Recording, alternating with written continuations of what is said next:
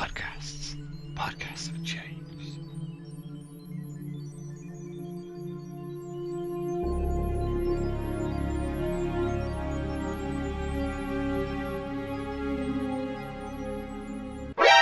Hi guys, and welcome to a special edition of the Retro Remastered podcast.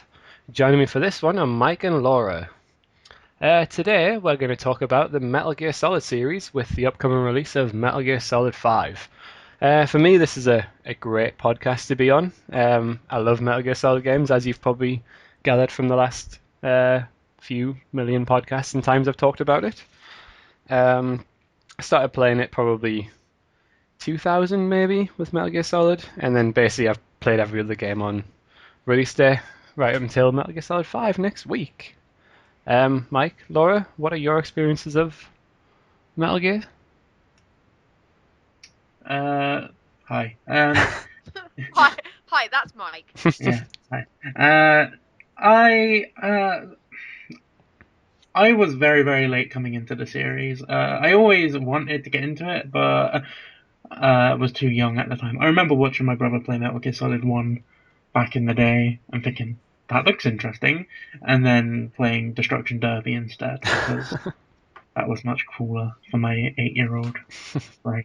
Um, But yeah, I picked up the HD collection on Xbox because it was dirt cheap, but I kind of didn't want to play it because I knew if I wanted to get into the series, I wanted to do it right. cough, cough. So I wanted to play them in order. Uh, so yeah, I waited until I knew that like eventually I would pick up a PS3. Pick up a PS3. And yeah, so And he I also ate a penguin while playing that, just to exactly brand that, management. something for you UK listeners there, penguins. Um, yeah, yeah. I waited until I got a PS3 and I bought the uh bought one, bought the HD collection, bought bought four, I should say. Yeah, and then I just played through them in order, and this was about in 2013, I think. Yeah, it would have been 2013, wouldn't it? Because that's when I got my PS3. So, yeah, it took me a while to get through them because they're very taxing games. But I think the longest one for me was 3, which took me about over a year to complete. But once I finished 3, I'm judging you uh, so much right now. well, yeah, we're going to go into details of each of the games, so we'll get into why I had such a struggle with 3. But I'm actually judging you as well, to be fair on that one. there's a good reason for it. Okay. I'm Okay, like, I wait. I withhold my judgment okay, for uh, now. so yeah, but after that, I got Ground Zeroes on launch as well, and now I'm embedded into the Metal Gear series. Yeah, so basically that's Mike's story. Laura's story is a bit better because I wasn't as late as Mike. I want to say 2010 because I like plucking a year out of the sky. But I basically, which is what Mike was coughing about, started with Metal Gear Solid 2 and then did 3, then 4, then then 1, then Ground Zeroes. Which is my reasoning is because I didn't plan to buy a PS3 at any point, which Metal Gear Solid 1 is on and it wasn't on 360. And I had the HD, I want to say it's called the HD collection. Squee, you can correct me if I'm naming the wrong one. There's an HD But collection and a yeah, legacy collection. yeah, I have both now, but at the Yeah. time I only had the HD collection for Yeah. 360. So basically, that doesn't have Metal Gear Solid 1 on, and I just wanted to play it at that point because Squiggy has. Being friends with Squiggy, if you don't hear Metal Gear Solid like 4 times a day mentioned or hyped to the death, then you're probably not talking to him. So I basically had to play. I had to play what was described as the greatest gaming experience. Not just game, sorry, greatest experience of my life. Was it even just gaming experience? Squiggy I think I, hypes this I game think so I said much. that. I probably did say I that. th- I think you did. So basically, I didn't wait, and I had the HD collection because I didn't know I was going to end up with a PS3 maybe like 6 months later. So I started with 2, which we can talk about how I felt about 2 when we get to it. And then I also, by the time Metal Gear Ground Zeroes come out, I also was on launch day, even though in my heart I knew that one day it would hit PS Plus, and it did. But I Yeah. still went launch day, and it Didn't was we all, pretty cool. Laura? Didn't we all? I know. But that's how strong the love got. I was willing to just ignore that. The strangest part about Laura's case, though, is that she says she never thought she'd get a PS3. So when she bought the HD collection, she was open to literally reading like the middle part of a book, because not only just Metal Gear Oh. Solid 1, Metal Gear Solid 4 was also a PS3 exclusive. Yeah, So. well, I know. I wasn't open. I was hoping that, okay, I would say in my mind, I was hoping maybe I could borrow someone's PS3. I would go find a friend. I would have been like, You hey, trick Squiggy. You'd be like, hey, look, you. I've played 2 and 3 now, Squiggy. You have to let me play 4. Just You send me your have to, PS3. man. You made me Okay. an addict. Be in the post You can't tomorrow. get me the bad habit and then cut me off, man. You can't cut me off. Not now. But yeah, that's my Metal Gear Solid story. So we're both late birds. We are. You are both Yeah. late, and I was, apart from Metal Gear Solid, I was day one for everything, I believe. So, And what? special edition. And special editions, yeah. Don't undersell yourself, Squiggy. And Let them special know that editions, Metal yeah. Gear Squig is not like a fun nickname. Yeah, I've got Metal Gear Solid. I used to have the VR missions back when I had the PlayStation. Metal Gear Solid 2, Metal Gear Solid 2 Substance, Metal Gear Solid 3, Metal Gear Solid 3 Subsistence, which came with the first ever Metal Gear Online. I bought the Metal Gear Solid 4 Collector's Edition. I have the 25th anniversary Metal Gear Solid 4, and I also have the normal Metal Gear Solid 4, as well as Metal Gear Solid 4 in the Legacy Collection. Yeah, yeah, The Legacy Collection is pretty sweet though. yeah. I like the Legacy Collection. I regret not buying the Legacy Collection. I really like it with the art book and everything in there. Yeah. It's a really nice art book. It was announced like a month after I bought Metal Gear Solid 1 and the HD collection. I was like, oh, balls. I can actually remember purchasing this because it was quite expensive for a game that I'd already played and done. Like, Yeah, I didn't hesitate straight away. Yep, I love that. Just yeah, like, I bought it with Kingdom Hearts 1.5. Same. 2 games I've played to death. They don't sit on my shelf just to look pretty with their art books. No, I bought them for the games. You forgot to mention as well, Squiggy, not only that, but you've pre-ordered the Metal Gear Solid 5 Collector's Edition. And Yeah. the Collector's Edition guide, Matt. And the collector's edition guide for the artwork in it. And you're very tempted to buy the Collector's Edition PS4. Yeah. To be honest, it is a pretty PS4. Well, I didn't tell you this, but I did buy the Metal Gear Solid 4 PlayStation 3 headset. Because Are you I buying was, the headphones? Because they got Metal Gear Solid headphones that were I was- emailed to me today by yeah, Gabe. I was really tempted by them as well. I've They're also pretty ordered the nice. Metal I Gear don't know why I'm Solid telling 5 you. soundtrack, as well as having the Metal Gear Solid 4 Special Edition soundtrack, and I've got all the soundtracks for the other games. But enough about me and my Metal Gear Solid addiction. So now I thought we'd go through just each Metal Gear game individually, giving a little overview of the plot and then sort of your experiences with the game. We may as well start at the beginning, unless you're Laura, who starts near the end. And we'll start Wait, with, you mean beginning release-wise, not story-wise, right? I mean, release-wise, yeah, release-wise. Start at the Okay. beginning. Release-wise. Technically, well, I mean, we're not going to go over Metal Gear 1 or 2. We're going to go over starting Metal Gear Solid. Yeah, starting from the 3D series on the PlayStation. So, Metal Gear Solid, originally released in 1999 in Europe on the PlayStation. What year? I was 8. 7. It was set. It was set in Shadow Moses, a nuclear disposal facility.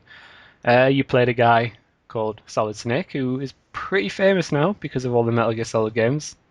And because he was in a Smash Bros. And because he's in That Smash really Bros. made it. That really made his That's what name. made him. Yeah. So during this game, Snake is sent there to stop the terrorists who are threatening to launch a nuke. The terrorists have got 2 demands, which I believe one is $3 billion, and also the remains of Big Boss. What you don't realize at the start of the game is Big Boss is Snake's father, in theory. Spoiler alert. Yeah, but I think Sorry. everyone who's listening to this I- will probably know by now. Did you do a spoiler alert at the start of this? No. No. Hashtag spoilers. That's my. That's like the only spoiler alert you're getting because I can't be bothered to shout spoilers. Yeah, 'cause so- there'd be a lot of that. So yeah, this game it built on the Metal Gear 2, which came out on the MSX. It built on that. Sort of basically the whole layout and plot is sort of the same, but it changed it a little bit. You've got members of Foxhound, which are now a terrorist group, whereas before they used to be a lovely, friendly part of the government, the US government. Mm. Yeah, and they're led by none other than Solid Snake's twin brother, Liquid Snake. Brother. I'm doing the hand. Oh, I'm doing the God. hand gesture as well. I'm doing the hand gesture. So Get used to impressions and Squiggy. That's because there's actually plenty more to come. read the word brother like that now when I see it written. Like I actually sent Squiggy a message the other day saying brother, and in my head it was in. It's how I read it at work. Yeah, it's in the It Not was sent alright. in the Metal Gear Solid voice, to be Yeah. honest, Squiggy.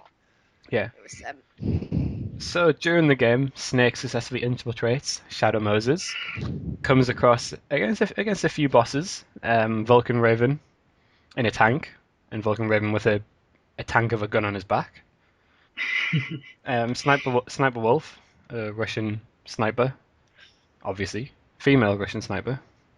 You encounter her twice, once sort of near the start of the game, and then once at the end on a snowy battlefield, which is one of my favorite battles from that game. One of the most iconic moments. Yes, in the game. one of the most emotional moments of the game as well. And then the big boss, not the big boss, but the main boss from this game, Psycho Mantis, which was just so innovative for its time. You know, he reads your memory card, criticizes the games you play, or accepts the games you play, depending which ones they are. He makes a controller move using his powers, or the rumble, which is quite cool. No, it's magic. It's magic. It's all magic.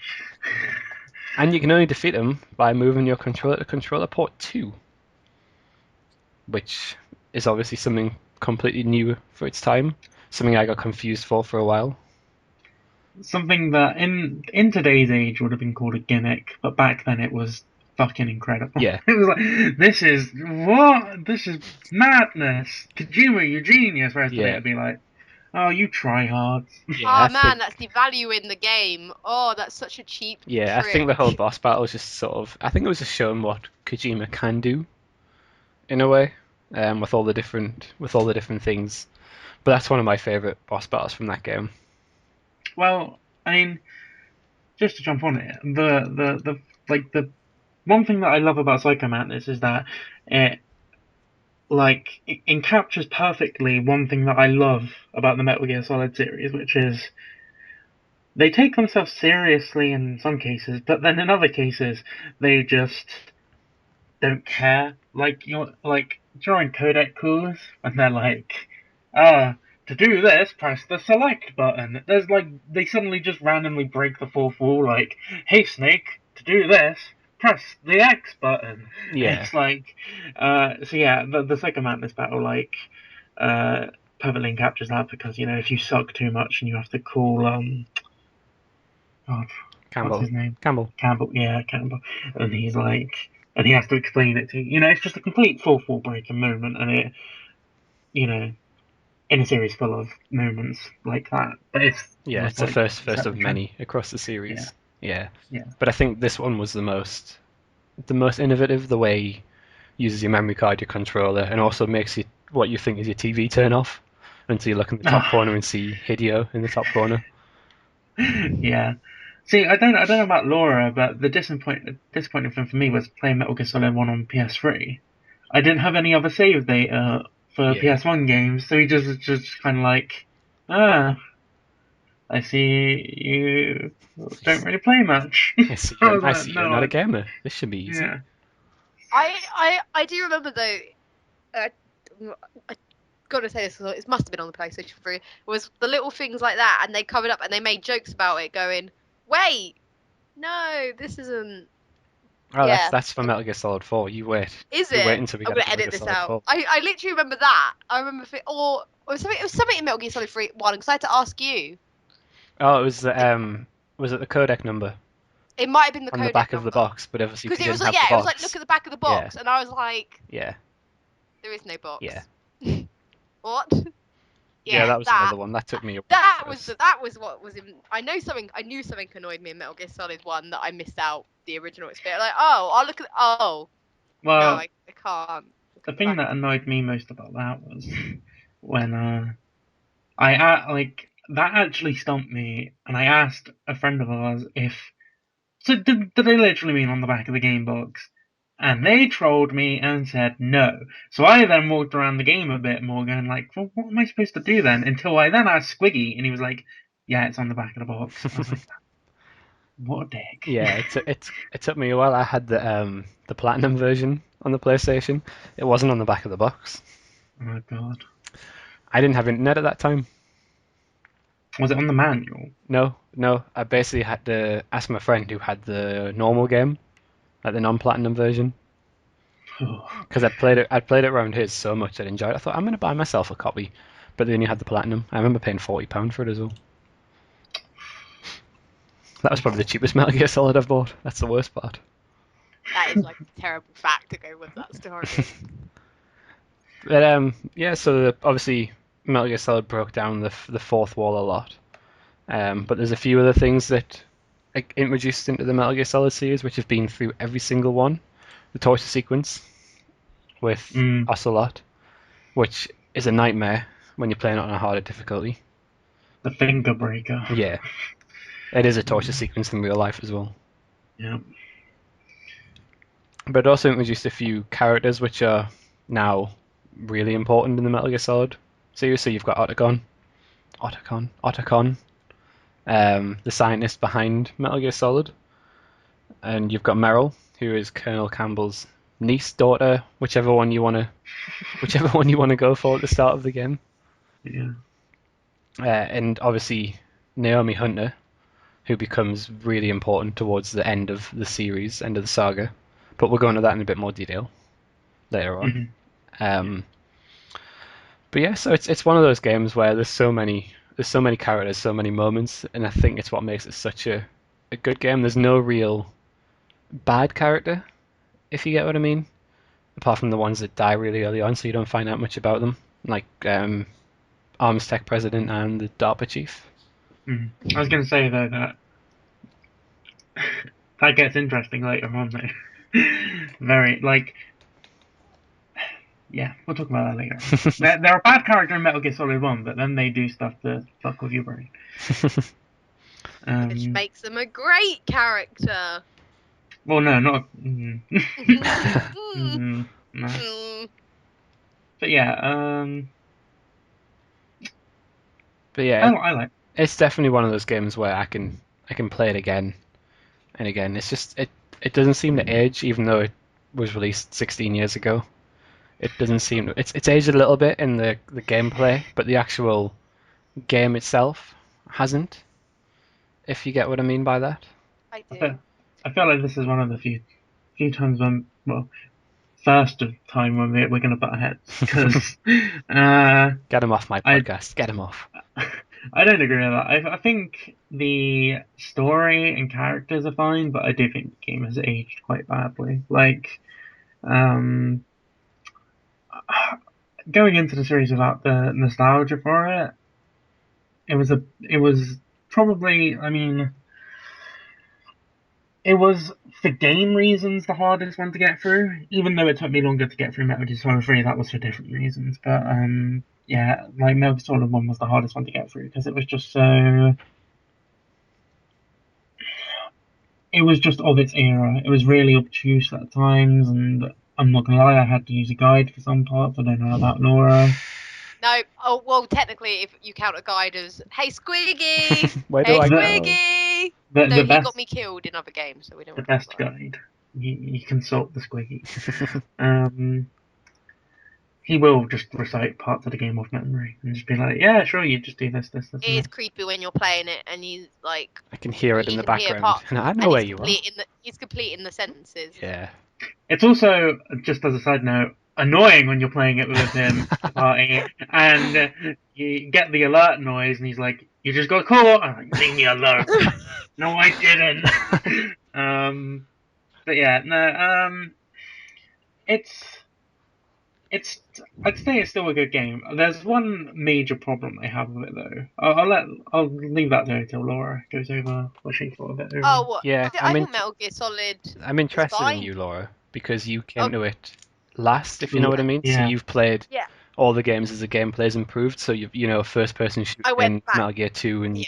other stuff in 3. So I was interested in what you thought going back to Metal Gear Solid after playing sort of the Well, more advanced ones.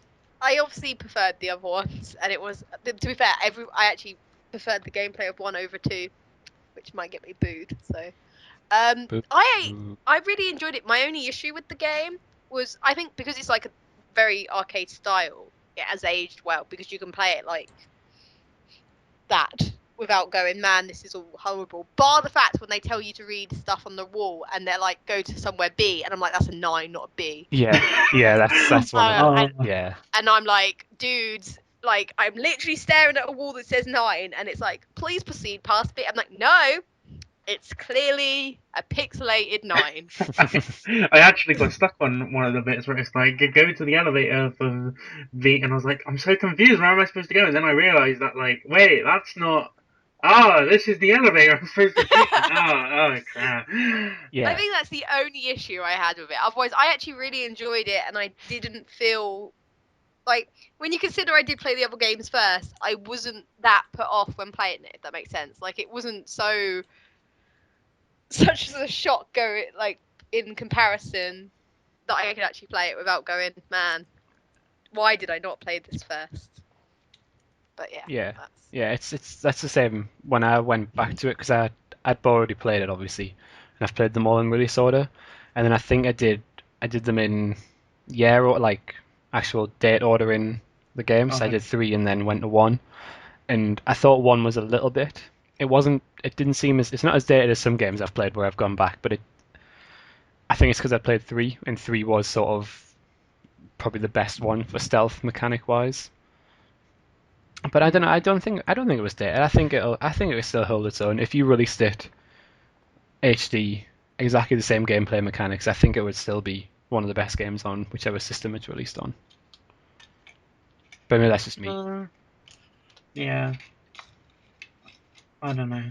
I mean, interesting. Like, you played Twin Snake, haven't you? Yeah, I've finished Twin Snakes as well. Because I hear from a lot of people that, like, Twin Snake isn't worth the upgrade. Like, for the changes that it makes that are bad, it's not worth it for the improved gameplay, which is an interesting. Yeah, I think it's I don't know. It's because obviously I didn't use the stuff from Metal Gear Solid 2, which we'll talk about a bit later. But I don't think Metal Gear 1 was made for those sort of things, if you get what I mean. So adding them Like to it, first person view. yeah, well, first person view is probably okay because obviously they've upgraded all the textures and stuff. But it's some of the other things that it adds, like the being able to hang from railings and everything. I think that was because obviously it's not really made for that to start with, so you haven't designed the levels like that. Yeah. But then obviously they got the Matrix guy in to redirect the cutscenes, and some of them haven't changed for the better. And there's a lot of Snake doing bullet time dodges, Yeah. which I don't like. Okay.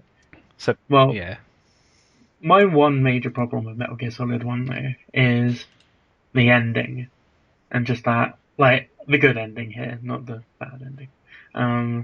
It's just that, like, it doesn't, I don't know, it feels weird. Like, Snake and Meryl ride off into the sunset on their motorbike, and then kind of like, they just kind of forget that ending ever happened for the rest of the series. Like, for all intents and purposes, in Metal Gear Solid 1, Meryl is the love interest.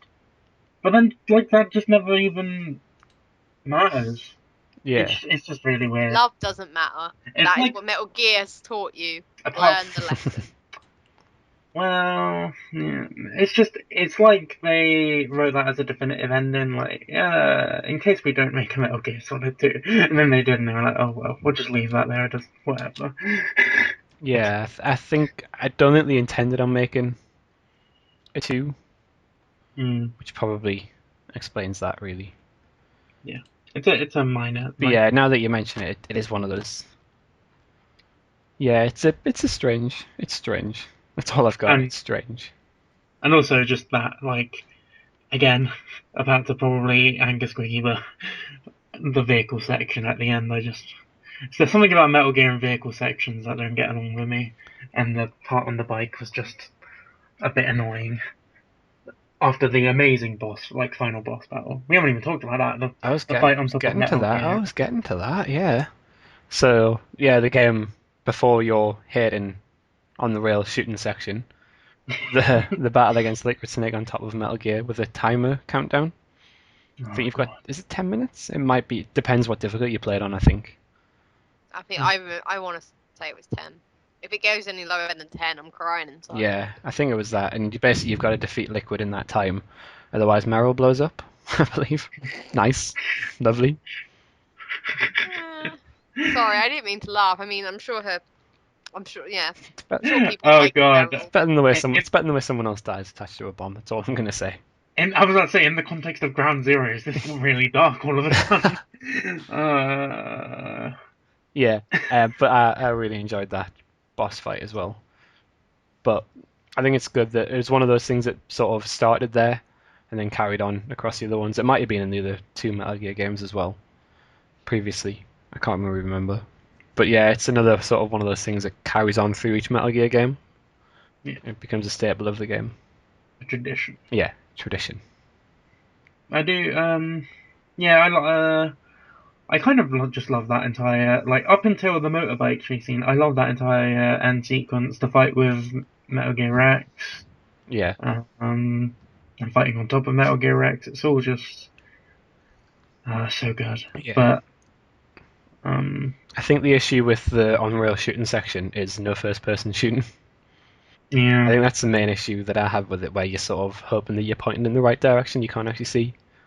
Well, that's my main issue with most of the combat in the game, to be honest. Like, that's the main part that let me down. That was the whole, like I remember, it's it's probably like gonna get me laughed at by all the hardcores, but one part that really frustrated me was when you get put in the jail cell and Meryl lets you out, and then there's like a cutscene, and then after the cutscene, you're in the jail cell and you get attacked by loads of guards at Oh, the is that why door. you've got to fight them off with Meryl when they come through the? Yeah, Yeah, yeah, that part was so annoying because, well, this one's my bad. A, I didn't know if you equipped rations, you just used them automatically when we could die.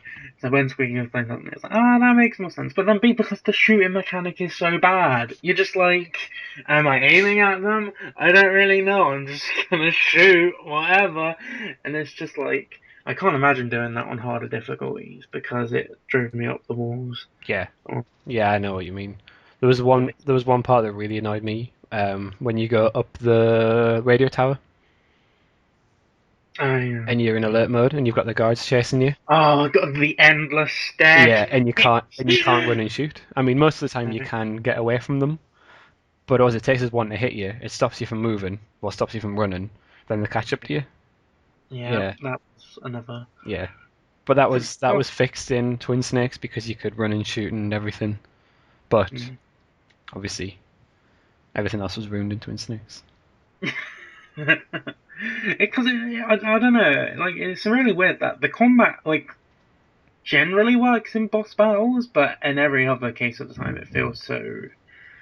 I think it's just because boss battles in this game are more like battles of wits rather than I'm just gonna stand here and shoot I at can shoot. you. Yeah, It's like throwing grenades into Vulcan Raven's tank, snipe. Actually requiring you to do something and pay yeah. The attention, tank which one was is always probably a my weakness. most difficult boss battle in that game, I think, because I wasn't sure exactly where the grenade was going. Oh god, yeah, that was. I Yeah, think I got lucky, where I just like threw it yeah, anywhere I and I did. was, uh, but no, yeah, the boss, like the iconic bosses, are what makes the game for me. I think, like, I can't name a bad boss in the game. Even the like isn't. Ocelot the first boss? Yeah, Ocelot's the first one. And even though it's literally just you in a square room with him and like Yeah, playing like I know. Even peekaboo. though you've got to basically run around in a square to shoot him, but Yeah, you can't go through because obviously the wires, which will blow him up. yeah. Yeah, but I noticed in Twin Snakes when I played it that if you shoot one of the wires by accident in first-person mode, everyone blows up.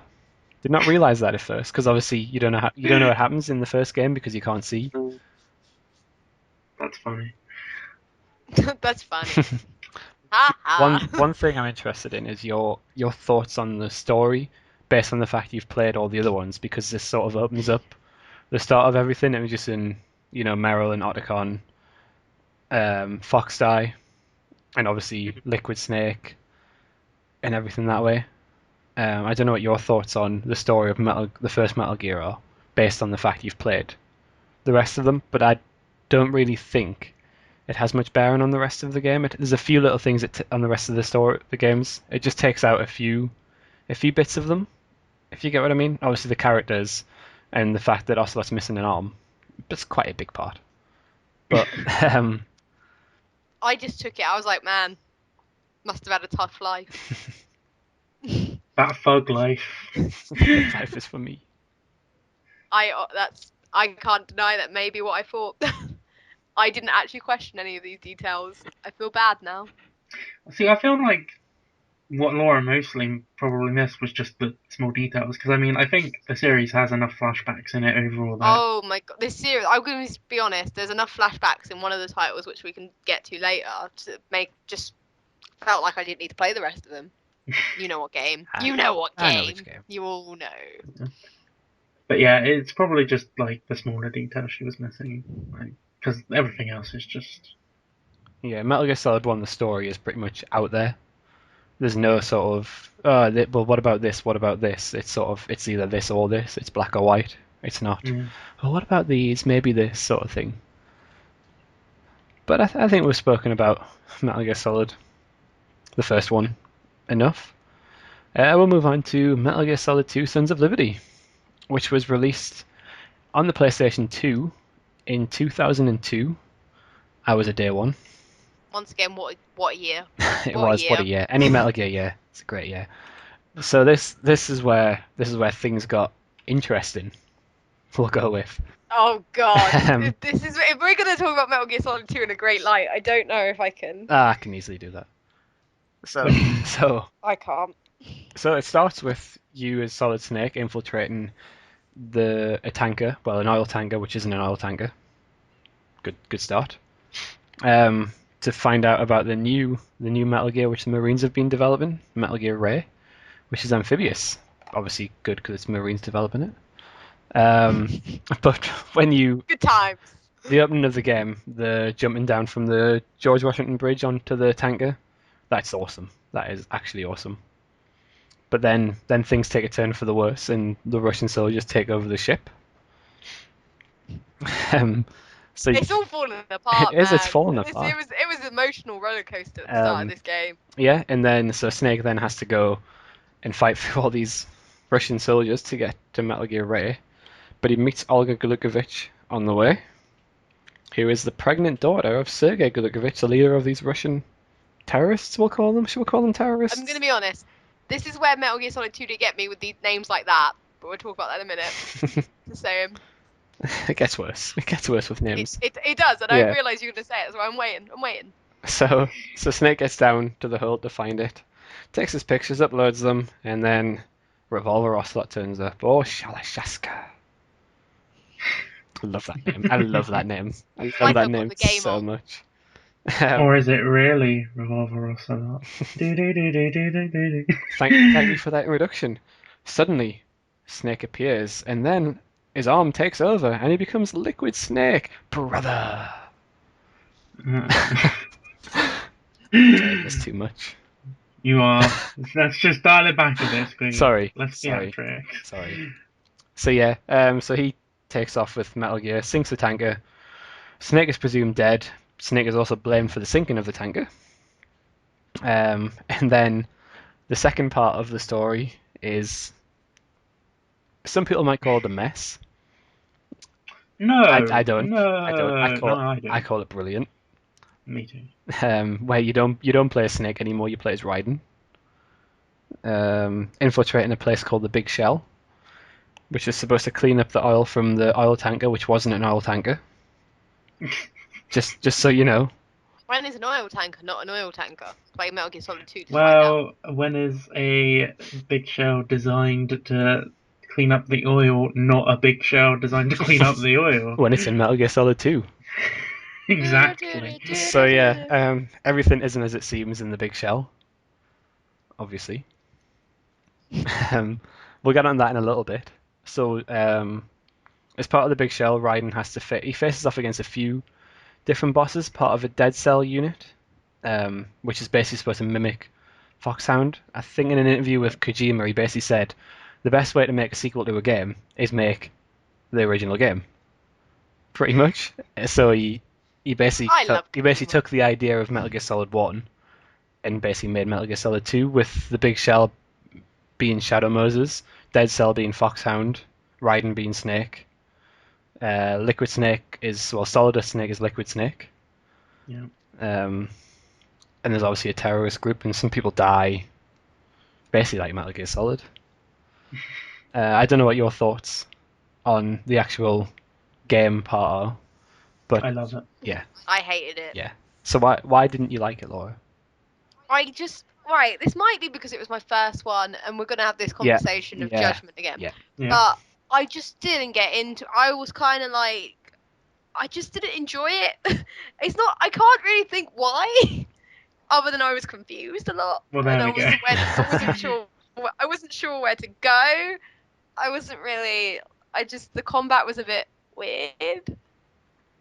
I got none of that, by the way, in my playthrough. I'm just trying So I to. got I'm gonna be honest. It felt like, my God, Squiggy must be high to be like, this is the greatest game ever. Because I forced my way through that game. It took me a while. It was the longest I took on a Metal Gear Solid. I think I was under a year, but it was definitely several months of, I don't want to do it, Squiggy. Don't make me play it again. Don't make me go back to it. Stop it. And then I forced myself through it. Still not really enjoying it, but it got better as it went on. I will give it that. Near the end, I was like, this isn't making me want to kill myself. But then it was all worth it in the end for Metal Gear Solid 3, but we'll get onto that later. But I just really didn't get into that game. And then I was very confused to find out, I was like, right, like that also didn't. I was like, Yeah, that got a lot of criticism for people, but we'll talk about it in a minute. But I can see why it's done, and I don't know if Mike can as well. You can see why it's been done like that, especially when you dig into the story a bit more as well. And that's what makes context. Yeah, It's a beautiful thing. yeah. So straight away you don't really get it, but I think the more you get into the story, the more you realize why you couldn't play as Snake and you had to play as Raiden. Plus the fact Snake's supposed to be dead. That's also another point. It didn't bother me, but I feel like that's coming from a position of I wasn't around for the launch hype of trailers of you're playing as Solid Snake, blah, blah, blah. I already knew going into it that you play as Snake, then you play as Raiden. So I feel like if I had the bait and switch pulled on me, I might have been bothered, but going into it for my playthrough years later, I was like, I don't care. Yeah, It's Raiden. I thought my game was broke. It got to the part where Raiden comes in, breaks through the fences and everything, which is already broken through by someone else. And then he gets in the lift where he takes off all his gear and this blonde hair appeared and I thought, this isn't Metal Gear Solid. What's going on? And I thought, I'll go with it. And he comes out the lift and he runs around a bit and I'm like, this isn't Snake. This is a rookie. Well, I didn't say rookie back then, but this is some blonde. Did you say rookie like that? Yeah, with that much this is a rookie. story belief behind it. This is some blonde guy. What's he doing in my game? So I turned it off. Started the game from the start again, doing the tanker with Snake. Got to the next part, Raiden. What? What's going on? But I went with it, and obviously I'm sat here now. I'm glad I did. I just love how horrified you were that your game was broke. It was a weird glitch. I love the thought process that did you think Psycho Mantis had broken your game?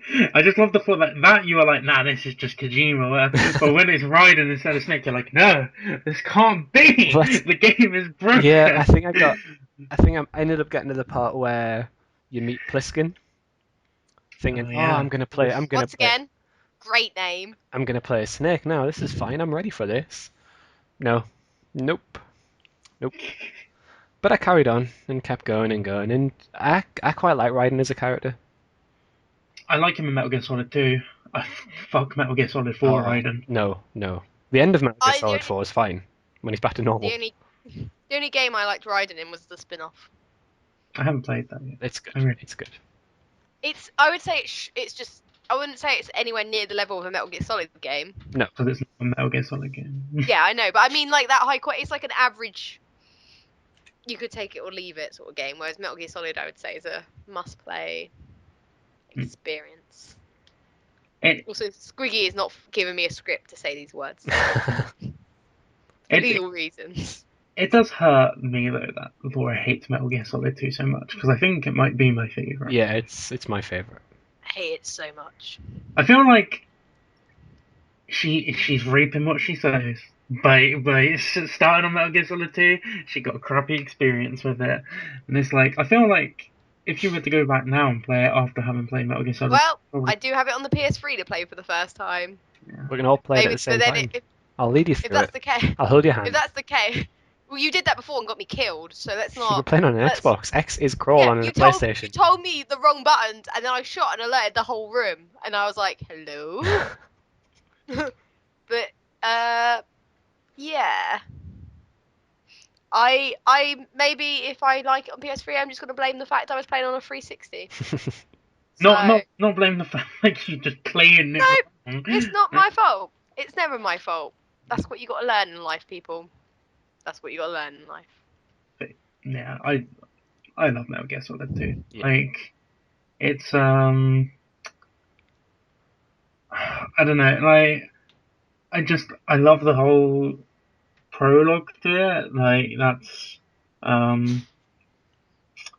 good. Like getting used to the controls because even though like they're very similar, they're also very different. Like the Metal Gear Solid 2 is far more complex. Yeah. And Metal Gear Solid 1, you have a lot more you can do. I love the story, the over dramatic, everything. Like, good God, the depths you go to in that game is mad, like really mad. Yeah. Like, just the fish and nailed stuff. The ending of that game is so good, and it's like,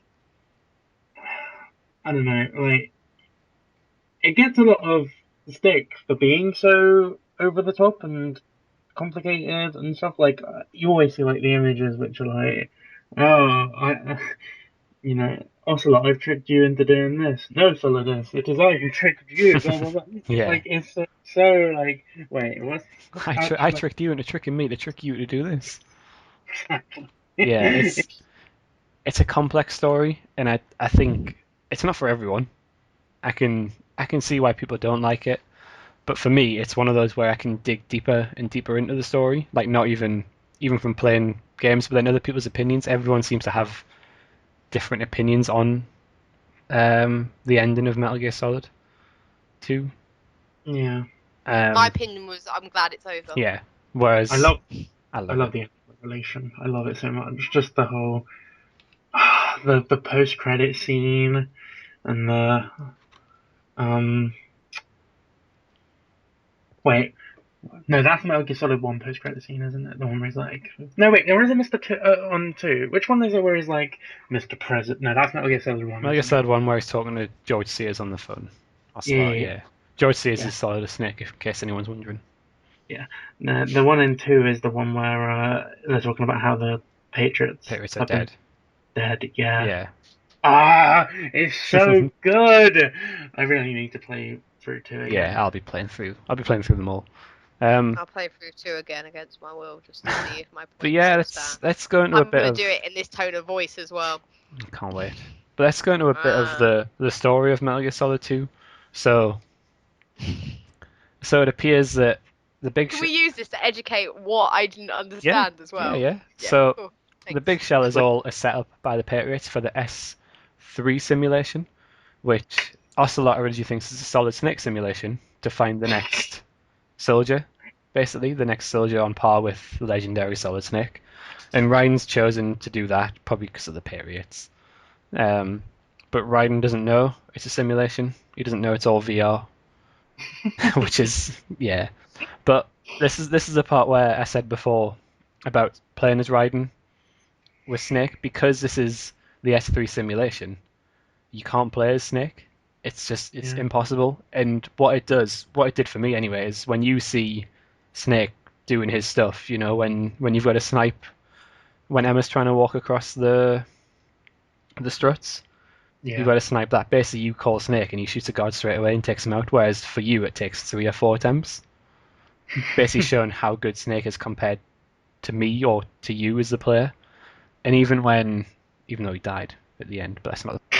And Sad the part where you days. stand back to back, right at the end before you climb up the ladder to It go makes against Metal Gear Rays, that part yeah. there, just seeing sort of it's the past and the present in a way in my head It with made Ryan and Snake a more Snake. interesting character Yeah, because you could see him from the third, yeah, like from a different perspective. yeah, Uh, like obviously it's like if anyone in like okay, no, that's not fair because it is Kojima. So you could be like, wait, is that really Snake?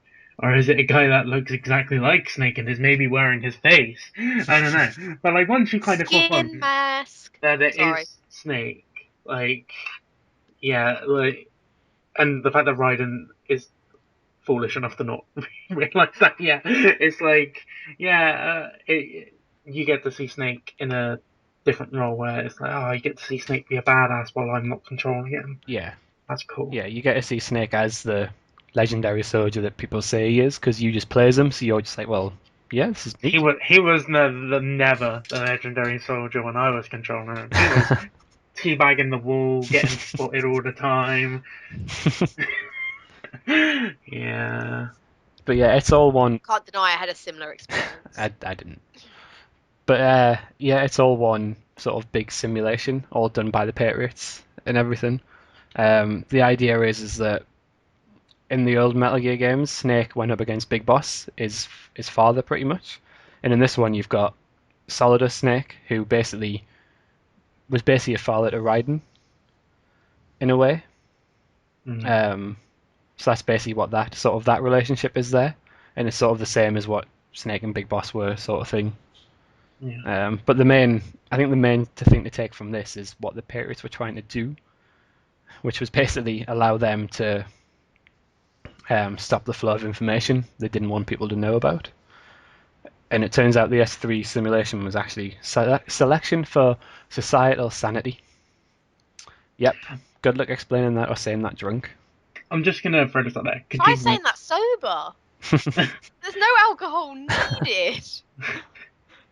Kojima is a fucking genius. Because if you actually think when Metal Gear Solid 2 came out, then think about the plot and like what he's trying to say, like how the Patriots are like a government that wanted to stop the flow of information and stuff. It's so ahead of its Yeah. time. Like, oh, it's crazy. Like that is such a good plot point, and also just like the whole Solid Snake simulation thing. That is genius. That is actually genius because you're playing the game and you're thinking, get a bit of deja vu here. There's a group of bad guys. There's a terrorist plot. I'm playing as Solid Snake. Um, there's the Big Shell, which is basically Shadow Moses. There's a Metal Gear. What's going on? This is really deja vu. And then the game's like, yes, It's all a I simulation. know it's Yeah. deja vu because it's supposed to be deja vu, and you're like, what? Mind blown! Yeah. It, Laura, it just upsets me so much that you didn't experience the deja vu of it all. It's so I'm good. sorry. If it helps you, I got deja vu in the other Metal Gear Solid games. No. No. No. But it's great, and the end. We'll go straight to the ending now. Basically, after Ryan's defeated Solidus and he's outside Federal Hall, and Snake turns up to him and basically says, everything that you've experienced, although the mission was sort of VR pretty much, that everything you've experienced and felt during it was real. Yeah. So basically, he's basically saying you've played a game for 10 hours. Whatever you thought about it is real. The game's fake, but what you thought about it is real. And in a way, it breaks Deep. it breaks the fourth wall down again. Basically saying that you've played this game. He's basically telling you that you've done this, but whatever you take from it is yours to take from it. In a way, it's just so good. Yeah, it's so good. It's so good. I need to play it again. Laura, Sorry. Plus, see him vamp in the background. Nice little Easter egg at the yeah, ending. I still haven't got the trophy for that. It never pops up. No, I had to look at him so many times. Yeah. He's right there. Give me the damn I'm sick of the sight of him now. Yeah. But yeah, it's so good. It got weird fast. So yeah, that's definitely my favourite Metal Gear game. Yeah, my Like, favorite as spoilers. well. Yeah. But we'll move on to what I assume Laura's is favorite Laura's Metal favorite Gear game. Solid game. Yay! Metal Yeah, boy. Gear Solid 3. So Metal Gear Solid 3 came out in 2005 on the PS2 as well, and it was set in 1964. So it took a step back. You were still playing as Snake, but not the Solid Snake. You were playing as a guy called Naked Snake, who turns out to be Big Boss. Naked Snake.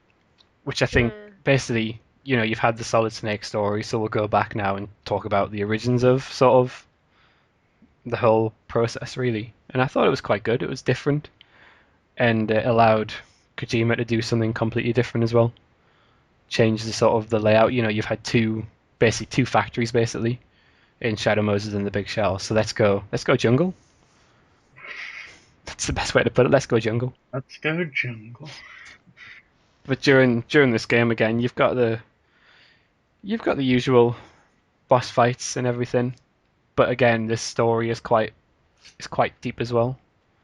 I think the story is deepest in Metal Gear Solid 3. I disagree. Yeah, I disagree. You can disagree. I'm just saying. I think yeah, no, I'm just no, saying my I get what you mean. I think you can dive into Metal Gear Solid 2 a bit more. I think 3 is still out there, basically because it gets explained towards the end.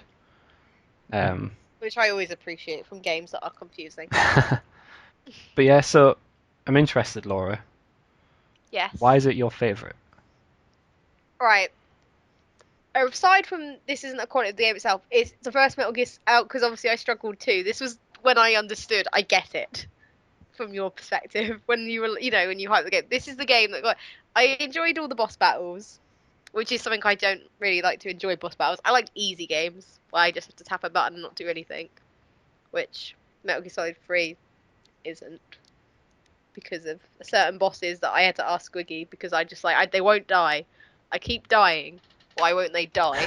I enjoyed that. I enjoyed the story more. I thought it was a more basic story. Like it was a deeper story near the end, but they started you off nice and slow, so you got it. It might be because they were actually starting a story, like you said, they were starting a new story, so I wasn't just thrown into the deep end with this one. Yeah, it's all starting to make sense. Yeah. And I just like the environment of it. I really like jungle. I really like jungles. I didn't. You still don't really get that setting with a lot of games. So I really liked it for that reason as well. Yeah, that's about it. Yeah, I think the change in setting was good, but you've got the mix as well. You have got the fact you've got Grozny Grad. I still did appreciate the hard names. I will say that. I mean, that is just consistent throughout the series. Yeah, you've got Grozny Grad towards the end, but then most of it is in the jungle. But I loved that. Yeah, I think the main part of this story is when the boss basically defects to the Soviets, and pretty much Snake watches her do it as CQ sees him off a bridge, and then watches her defect. And I think it's a lot more about the emotional side of Big Boss, because it's basically his his sort of, it was master and apprentice. But I think there was something a bit more there in his head. But again, I always thought it was mother and son. Yeah, But again, I got that more. that's how you read into it. You know what I mean? It's what Metal Gear does. But I think it's really interesting how that sort of that plays out. But then you obviously pick up other characters which have been in the other two games, like Ocelot, who's a young lad, a young laddie who isn't as experienced with a pistol as you can tell, because I'm sure at some point basically Snake teaches him some of it. Yeah, he does.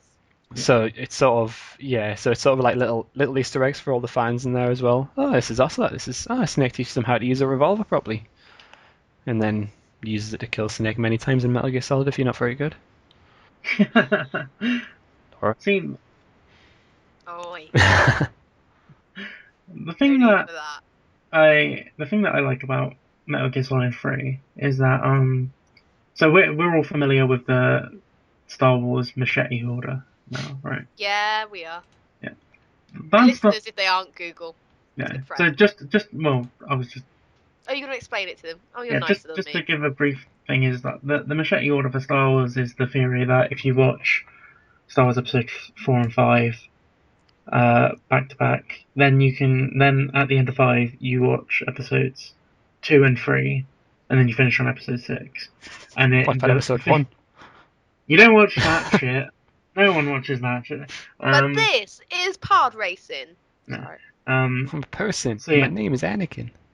the theory is that the end of episode 5 is obviously a really dramatic turning point in the story, and then before you get the resolution, you go back to episodes 2 and 3 to see like, oh, here's how we got to that point. Here's the origins of this character or whatever. Metal Gear does the exact same thing, and it doesn't even need to be watched out of order to do it. You get the amazing resolution at the end of Metal Gear Solid 2 that the Lali Lule are out there. All this stuff. You're probably hyped, like, oh god, yeah, let's go get the Patriots. Next game, nope. We're gonna go see the origin story of Big Boss, and we're gonna set up the Patriots. Like, you've just learned who they are. Well, sorry, no, you haven't just learned who they are. You've just learned Of what their they are, of their existence. existence, yeah.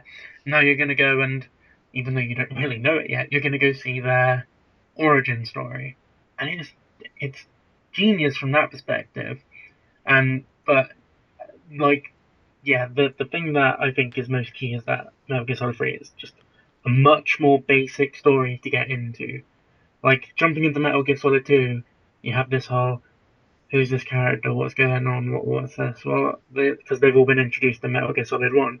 Metal Gear Solid 3 is just like, you are Naked Snake, this is Boss, you are doing this mission. Here's Major Tom, he's going to talk to you on the codec. He's a nice guy. Well, Go do your mission. Well, he is at exactly. this game. Yeah, yeah. That's what I liked about three. Is sort of it stripped everything back, and Yeah. it's probably is the perfect. Even though it is number three, you can play it if you're a newcomer to the series. You can play it and not have to know what's going on, because as you play 3, 1, 2, everything sort of makes sense. It comes full circle Yeah.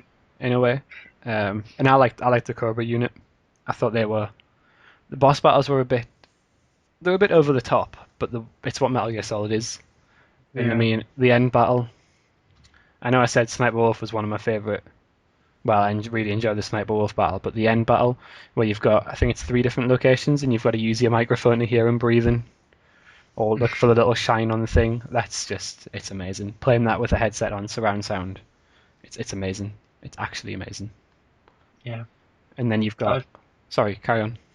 I was just say, I think like, even though I really like the bosses in Metal Gear Solid 2, I think the bosses in 3 are the pinnacle for the series. Definitely. Yeah. Like, um, there's just such variety to them all, and they're just like, as on top of that, they're all really interesting characters, and also they've also got all the Easter eggs in there, just like all the other games with like. You mentioned the end battle, just like the fact that, I'm gonna save and then wait a week and then he's gonna be dead. Yeah. Or you can shoot him before you even get anywhere near the battle, Yep, which time I still paradox. haven't tried that yet.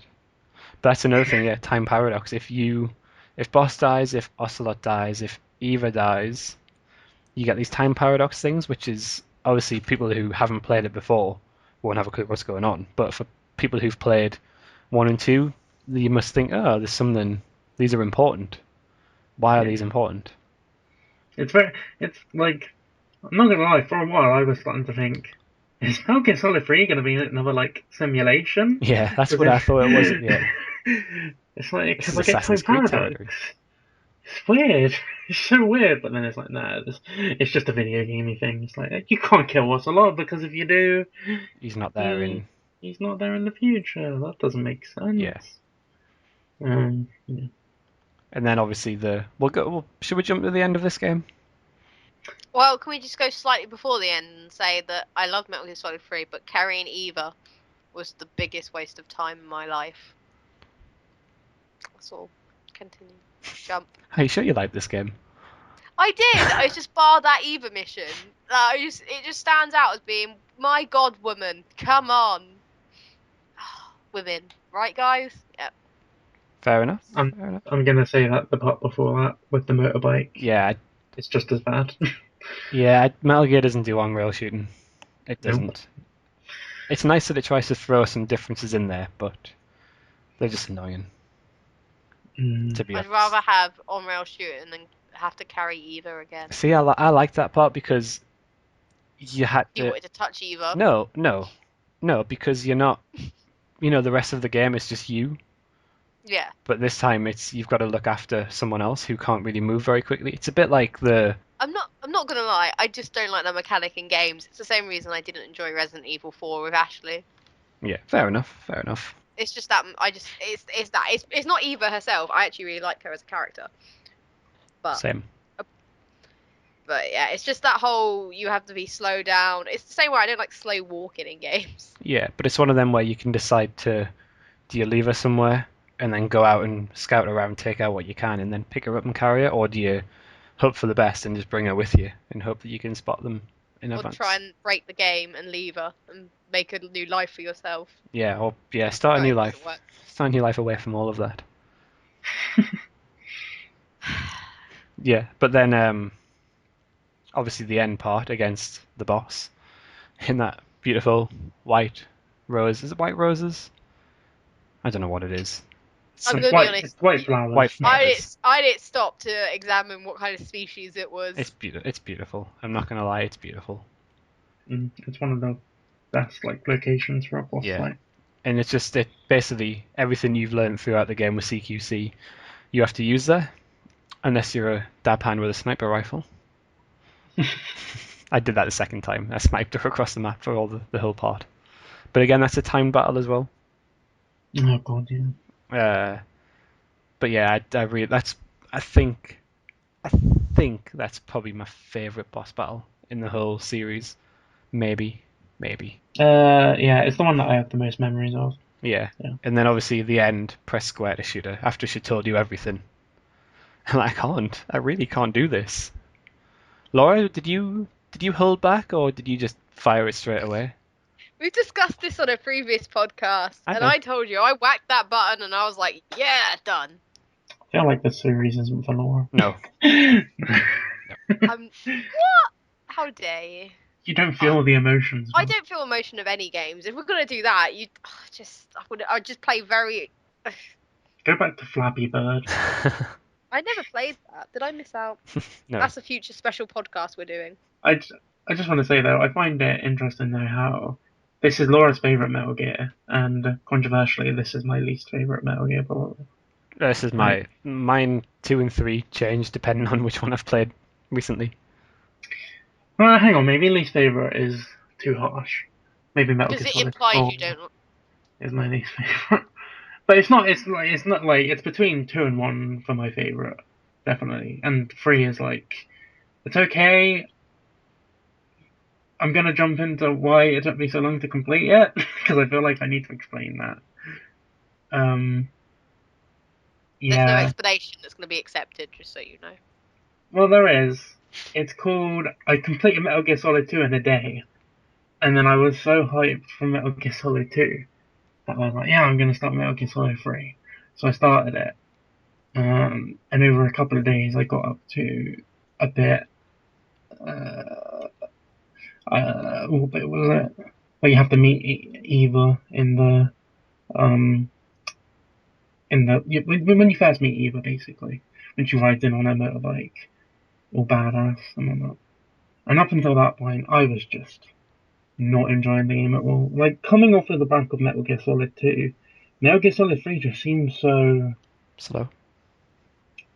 not slow, just needlessly complicated. Like, I wasn't in, like, the jungle was an interesting setting, but there's just so much in this game that feels like different and weird. Like, camouflage, eating animals to stay alive or whatever. The whole, like, oh, you're hurt, you need to go into the inventory and do first Yeah, that aid was on a bit. yourself. Yeah, I wasn't a huge fan of that part. I think they tried to add too much to Metal Gear Solid 3. CQC was Mm, enough for me. yeah. Like, exactly. It was hard enough getting to grips with CQC, Yeah, which wasn't. It's just, it felt like there was way too much that was new. And then also, there's so much stuff that it strips away. Like, okay, I'm probably going to be called bad at these games, but maybe I'm a bit reliant on the motion tracker or the like radar and stuff. The fact that they're not there, or they can be there, but they're like old timey versions of them. yeah, Like, the 1960s motion tracker where you just see dots yeah. They're and not. everything else They're is. not as good as. Yeah, the. Yeah, I get what you Yeah. mean. It just felt really hard, and I was having a lot of problems. Like, don't get me wrong, I got spotted a lot in Metal Gear Solid 2 as well, but in this it felt like I couldn't get through a section without getting spotted. And in the end, I just like I wasn't feeling it. I was like, this doesn't feel good after Metal Gear Solid 2, so I just kind of gave up for it. And I'm looking, I gave up on it for like 8 months, and I finally went back to it because um, it was February of last year, which is around the time that I think March was when Ground Zeroes come out. Yeah, Ground Zeroes is out in March. It was kind of coming up to the point of Ground Zeroes. I was like, I really want to play Ground Zeroes, but I haven't finished Metal Gear Solid 3 or 4 yet, so I had to go back and force myself through 3, and I'm really, really happy that I did, because once it clicks, once you get used to the whole camouflage and uh, patient build up and not just relying on, okay, this is the enemy's cone of view. I'm just going to stand here, wait for him to walk past on the radar, and I'm going to sneak past, blah, blah, blah. It's a really fun, rewarding game, basically. It just took me 8 months to realize that. Yeah, it's at the start because I think the start of the game where, to be honest, from the start of the game is probably the hardest part of the game Mm, because you're getting used to not having a radar, but there are quite a few guards around there. yeah, If I remember rightly, going up to meet Sokolov, yeah, there's loads of guards around there, and basically you've just got a straight path along a bridge, and there's a guard at one end, there's a guard on the bridge, and there's a guard at the start of the bridge. So yeah. if you're not used to playing without a radar, you think, well, there's one guard, there won't be another one, and it's like, oh, alert phase, great. Because I did that the first time. Yeah. But It's sorry, sorry, no, I was just gonna. It's like it's complicated, but then it's got that nice feeling of once you are used to it, you like appreciate the fact that it's complicated. You're like, oh, I can see now that, like, yeah, the camouflage system, that's quite different, yeah. really. To be honest, you don't actually need to change your camouflage throughout the whole game, unless you're wearing like a luminous pink, then you probably should. But there doesn't is actually any need to change it, from what I gather. Mm. But yeah, I just, that's it. oh sorry, Go. carry on. I was just gonna say as well, the crocodiles at the start of the game are dicks. Oh, yes, That's yes. that, they You know, blend if in we so ever well. if we ever did a list of top 10 gaming dicks, I do think they'd register on The it. crocodiles at the start of Metal Gear, they're the number one dicks in video. You can kill them. Sorry, Cam. You can kill them. Apparently, Yeah. Really? yeah, I feel like I need to go play Metal Gear Solid 3 again. yeah. So the ending of Metal Gear, obviously, after you've killed the boss, and then when you go back to yours, with Eva, bit of hanky panky. James Bond-esque. Yeah, it is. It is. But then you find out that Eva's gone, and pretty much she basically tells you that Snake had to kill the boss, and that was the mission, pretty much. And he had no choice, basically. Yeah. Which is sort of, it gives it a bit more oomph to the ending, if you get what I mean. That, you didn't want to kill her, but he had no choice, pretty much, and that was her mission, basically, to be killed by him. Which sets up everything that's probably going to happen, which happens in Peace Walker and probably Metal Gear Solid 5. Yeah, it's weird that like Metal Gear Solid 2 is my favorite story-wise, but as in the overall series, I actually far more like appreciate the Big Boss story arc than I do the Solid Snake story arc. Yeah. Like between Metal Gear Solid 3 and Peace Walker and Ground Zeroes and stuff mainly because it just turns the game on its head. Like you have these like preconceptions that the big boss is a bad guy. I'm not gonna like him, and then you play as him, and it's like Yeah. you see what he's been through, and it's like he wasn't really the bad guy, was he? Or was he? I don't even know anymore. Like, I mean, in the Phantom Pain, apparently he. Yeah. I don't know. But He must. it comes across that he's not the bad guy, but whatever happens from 3 to Metal Gear 1 turns him into the bad guy, Yeah. and that's what's going to be interesting about It's the next game. it's the Darth Vader storyline, only not shit. Pretty much, yeah, and you get to play it out. Exactly. Like, no whiny kid Anakin. You just start off as the awesome Naked Snake. Well, we've got to play Metal Gear Solid 5 yet. There could be someone in there. True. But unfortunately, we're going to have to leave Big Boss behind for now and go and talk about the final chapter of Solid Snake, Metal Gear Solid 4. Mm, Sound a bit happier about that? I can't. No? No? Okay. So, anyway, Metal Gear Solid 4 was released in 2008. June the 12th, in case you were wondering. I was. Just in case, yeah. This one sees, I think it's set 2 years after... 9 years after the original Metal Gear Solid and 5 years after Sons of Liberty, so 3 years after the Big Shell. And it sees you play as Solid Snake, who is old. Old Snake. Yeah, as a huge Metal Gear Solid fan, I really like this game because I think this game is for the fans. I don't like the story of it, in theory, because I don't like how everything's explained with nanomachines. Like, nanomachines. Yeah, that's the part that annoyed me a lot. But it seemed more of a fan service than anything, which is why I don't think it's worth talking about this game for too long, to be honest. It's good. No. It's good, but it's not. It's not. It's a nice ending. I think, like, to that story. No. No. I think No I one. like. No one else. In a way, I like the ending because it gives it closure. But I think I had closure. That's why I was always like, Yeah. because obviously I didn't read any I news mean- on it, so I was like, what? There's a Metal Gear Solid 5? What? yeah, I mean we can go through the 5 acts in the game. Obviously, Act 1 and 2 are more actual Metal Gear Solid gameplay with the stealth and everything.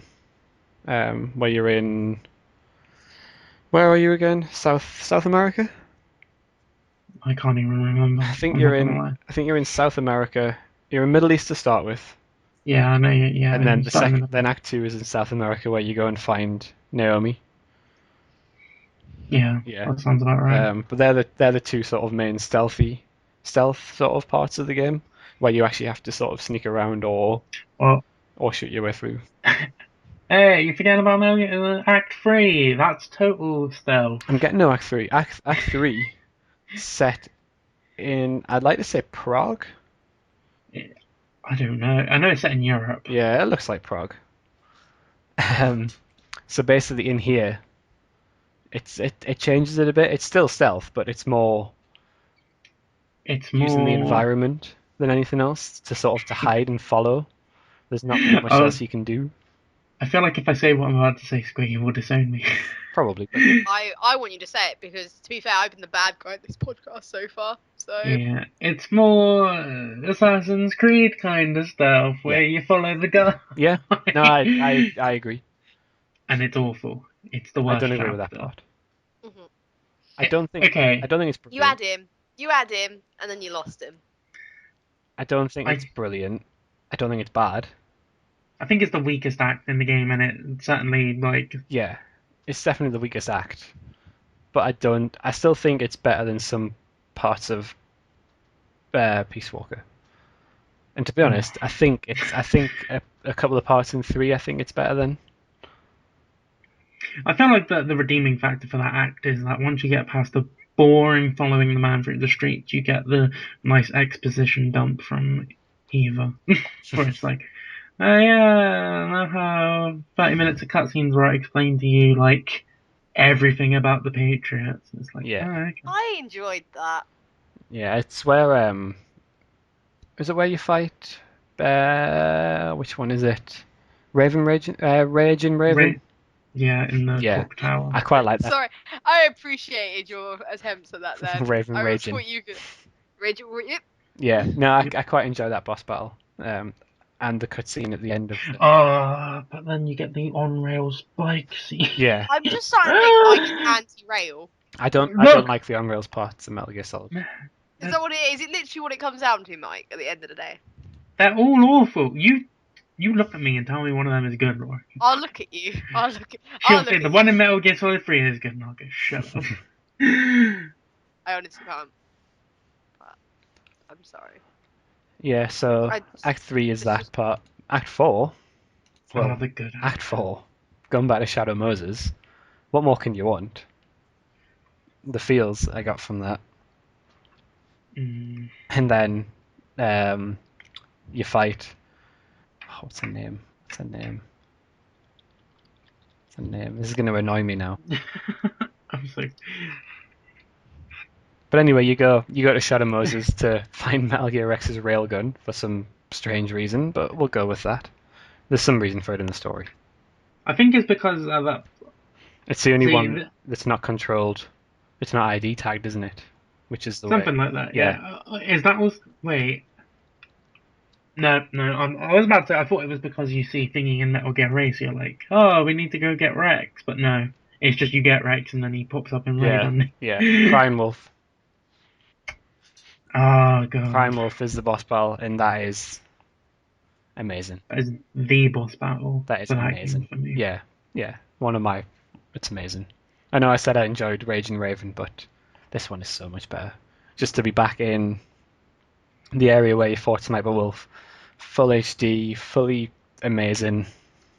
I've got nothing else to say. It's just I love it. That next gen snow. It is. But then after you defeat Wolf and you go down the stairs, as if you would in Metal Gear Solid to go into the blast furnace. Do you notice the conversation with Otacon where he mentions swapping the discs and oh wait a minute, this is a Blu-ray disc. Nice Lovely. little, yeah, Full a nice little throwback, yeah. And then this is where Vamp dies. Yes, it is. This is Yeah. where Vamp dies when you. You finally kill that fucking annoying Yeah. character. Oh, Nanomachines. That guy. That guy. I enjoyed that actually, Metal Gear Solid 4. Yeah, he's alright. And then Naomi dies in an emotional scene again, playing the music from Metal Gear Solid 1 and Yep. Sniper Wolf. I feel Totally felt by the emotion. I feel like I want to go on a rant about how useless Naomi is as a character. Like, when you actually stop and think about it, one of the biggest plot holes is she tells Snake that the Fox guy is going to kill him, but she knows it isn't, and then she never tells him. She don't. She's like, it's like, oh, all I did was create this cure for cancer or whatever. Oh no, I'm gonna kill myself. Not gonna tell Snake that he's not actually gonna die from the Fox bite. I'll just let him think that he is, and then he'll kill himself. There we go. Yeah. Yeah, I'm a good person. Yeah, her story's a bit weird. Her story was more interesting in Metal Gear Solid than Metal Gear Solid 4. She seemed to have a reason. I suppose, well, you know what the reason is in Metal Gear Solid 4? The Patriots. Patriots. And that's my main issue with Metal Gear Solid 4. Everything is either nanomachines or Patriots. Well, yeah, I feel like this is a good point to talk about this then, is that my main problem with Metal Gear Solid 4 is it tries too hard to make everything wrapped up in a nice little bow tie to Yeah. the point where it's like you have to make some serious leaps to be like. I mean, yeah, I guess that makes sense. Like, if you stop and actually just like go whatever, it's a game, and you're like, yeah, cool, it makes sense. But then when you actually stop and think about it for a minute, it's like there's so many plot holes. It doesn't, and then it's because it's quite apparent that Kojima was just making some stuff up as Yeah, he he was did. just winging it. Yeah, Yeah. he was just like, fuck it, let's go. Yeah. Um, Yeah, that's my main issue with Metal Gear Solid 4 is pay-rated nanomachines. If it's not a Patriot, it's a nanomachine. yeah. And that's pretty much Vamp dies when you inject them with nanomachines to stop them being Vamp, which I don't get. I still don't get now. Mm. Naomi has found a cure for cancer, use it on herself, then decides to actually no, I'm a bad person. I'll uncure myself. I'll die. Whatevs. But then, like you said, doesn't think to tell Snake that he's not actually gonna die. Yeah, Yeah. just So anyway, at the end of Naomi's tragic death scene, with Otacon crying through the Mark II or 3, whichever one it is now. can we go for a game without him bloody crying? That's my question. To be fair, he's probably the most. I don't know what word to use. Emotional? No. Like I don't know what word to use. It's not emotional, even though he cries a lot, but it's more about what happens Human. to him. The most human character Like the stuff I've ever. that happens to him. He's like the most. I don't know. Tragic. Tragic. Thank you. He's the most tragic character because he sees obviously Sniper Wolf die in Metal Gear Solid 1, who he was infatuated with. His sister dies in Metal Gear Solid 2. Metal Gear Solid 4, Naomi dies, who he was having a thing with. It is tragic when you think about it. He's just got such a bad luck streak. He's Yeah. like, everyone I love dies. I'm a monster. I think I'm sure he says something about that as well, like why always me and stuff like that. So yeah, so after that emotional death scene, we get to Metal Gear Ray against Metal Gear Rex. I love I love Preston Triangle at that moment. Liquid. It's so good. Yeah, I think Oh, I can't decide if I like that boss battle or not I like it. because It's fun. yeah, it's fun, but I don't know if I liked controlling Rex. I think it felt quite clunky. But that's because it's old. I don't know if it meant to feel like that. If that makes sense. I just want to point out as well, though, we're talking about plot holes. Someone explained to me how Metal Gear Ray, the Metal Gear designed to beat all other Metal Gears, gets beaten by Metal Gear X. It's like you had one job, you were designing a Metal Gear, which is like, oh yeah, this one's going to be the anti-Metal Gear, and then it gets beaten. This doesn't make sense. Yeah, no, I don't get that. I'm trying to think of a reason that would justify it. Nanomachines. Like, is so badass. And nanomachines. I think at the point of plots, sometimes you just got to accept there's It's just Maybe holes in them It's just Ocelot. with the Ocelot. Metal Gear stuff. Ocelot let him win. That's what it was. yeah. It was all part of the Actually, hang Patriots on. plan. I was gonna like. Isn't that actually one of the plot points at the end where it's like Ocelot's like didn't want him to die or something? Yeah, Because of because they're both fighting for the same cause. yeah, Yeah. but then like so he says like you know what? But then there's so many moments in the game. Like, isn't there a bit where I think it's at the end of Act 4 actually where like the something's crashing into the Well, island. out of heaven comes crashing into him and Yeah, jumps down yeah. in front and stops it. Yeah, it's like I didn't want you to die, but I was just about to crush you without a haven, if not for Raiden, who I had no way of knowing was there. Jump down and Yeah. saved you. I think it's I don't know. Nanomachines. Like, yeah. Yeah. But then obviously after the battle, that's when he tries to run Snake over in a boat. Big boat. And Raiden comes down, jumps in front of him. This is when Raiden turns badass. Properly badass, apart from the start where he's chopping up geckos and everything. You know, stopping. I think it shows it shows a bit of Metal Gear Solid 2 in a way, where you see them back to back in at the end of Metal Gear Solid 2, like I said before, and then you see this part here where it's Raiden's protecting Snake this time. The protege has become the master. Yeah. Or not. But Yeah. Yeah, so then that's Act 4 done. Act 5 is where they infiltrate Outer Haven. It's quite a short act, this, if I remember rightly. Yeah, it's not And it's too long. pretty cutscene heavy as well, I think. Mm. So pretty much he lands on the boat. Doesn't he get fired out of something? Gets So- fired out of a cannon. See, I'm sorry, Metal Gear Solid 4 jumped the shark so much. Nanomachines. Yeah. But this brings Mei Ling back. I used to love Mei Ling. Mei Ling was awesome. With all Sorry, their it's just Chinese proverbs. The way you went into that. Mei Ling is awesome. I love Mei Ling. It She- made it sound like some sort of dinner dish rather than a person. Wow. That's literally what I had to zone out. But wait, oh yeah. Yeah, so Mei Ling's back. It's pretty awesome to see Mei Ling back, but I think that was just for fan service. It could have been anyone. Yeah, it could have been. It really could have been. Yeah. So basically they go on board Outer Haven. Pretty much all they have to do is infiltrate it. If I remember rightly, I managed to avoid everything. I went through a door, and then I'm into the first boss battle. That's the Screaming Mantis, Screaming. Yeah, I was gonna say Psycho Mantis, no, Yeah. Screaming Mantis. where he's got dolls of Mantis and the Sorrow. Yeah. So yeah, so this Easily the best part. This, by the way, of the game, I think. The It's- Screaming Mantis. it's between this part and the Crying Wolf part for me. But yeah, this one's quite good, where it's basically what happened in Metal Gear Solid 1 happens again. Mhm. Yeah, but there's obviously other things you've got to do, as well as shooting, as well as killing Metal Gear, not Metal Gear, as well as killing Screaming Mantis. I think there's some soldiers drop down as well, yeah. which you've got to take out. I didn't actually like the boss fight. I liked the part before it where it was like total tongue in cheek, like, oh look, we're doing it again. I never died. Ooh. Yeah. That was like That complete is such a fantastic spooky impression. Just to. spooky. Ooh. Yeah. Ah. That bit is awesome. The whole theatrics of it, but the actual boss fight is just like, oh, you shoot the dolls out of his hand. Yeah. Yeah, it's pretty simple. Yeah, but I think it's one of them where they try and build it up as being more than it is.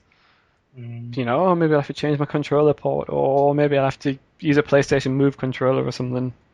That would have been awkward. That would have been awful. Yeah.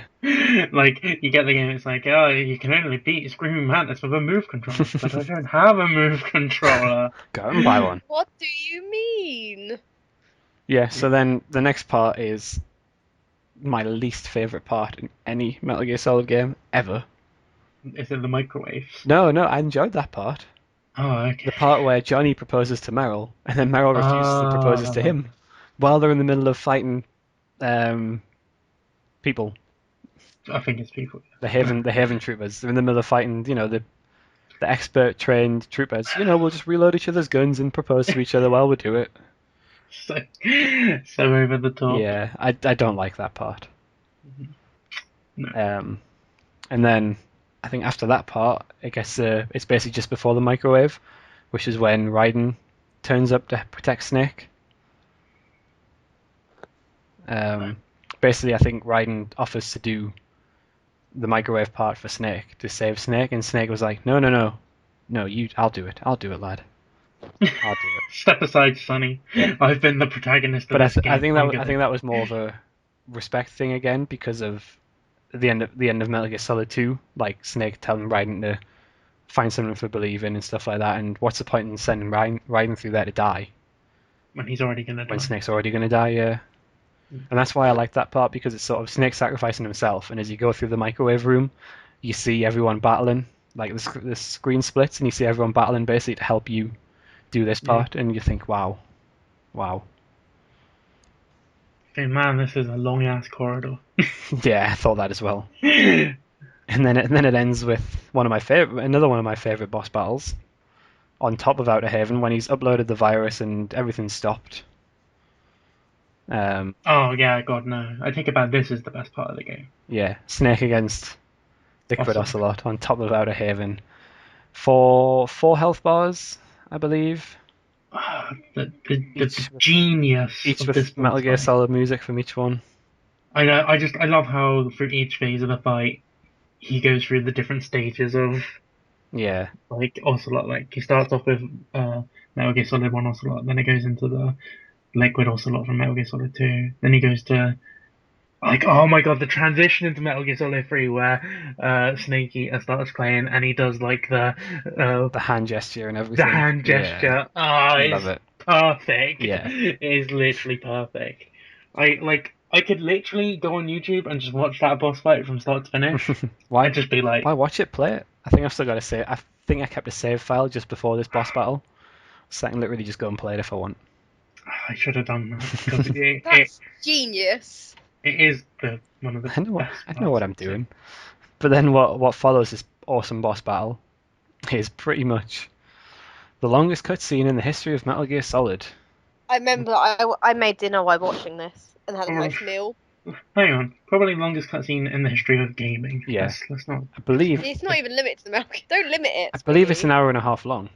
I believe. It, it, I had time to eat everything I was after cooking and wash up my plate. Yeah, So I feel like here's a good thing to chime in and go why I don't like the ending.